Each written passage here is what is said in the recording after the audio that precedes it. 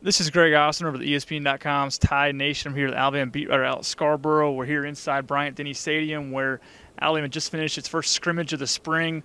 What did you kind of take away and what kind of stood out? Well, I think first and foremost, we saw Saban step up to the podium after the scrimmage and express a little bit of frustration with the effort top to bottom from today.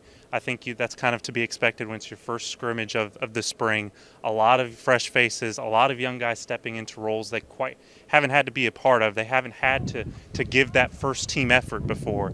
And when it's an environment like today, he wants to see that. He's trying to figure out who's going to play through the whistle and who's going to give him that kind of effort. And there were a couple guys that stood out. I know Saban mentioned a couple offensive guys. I know Amari Cooper, DeAndrew White had some big games. AJ threw 4 touchdowns.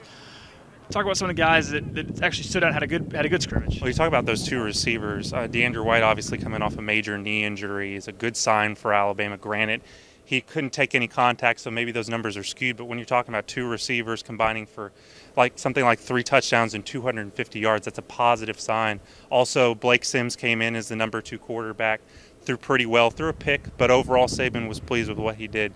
Kenyon Drake is a leading rusher, something I think we expected. He's had a very good spring so far, and one guy who kind of stood out to me is Trey DePriest, who's taking on more of a vocal role on that at linebacker. He had 4 tackles, 2 interceptions. It's a very good sign. And I know the Tide returns to practice on Monday. 8 days, 2 weeks away. For out Scarborough, this is Greg Ossendorf, ESPN.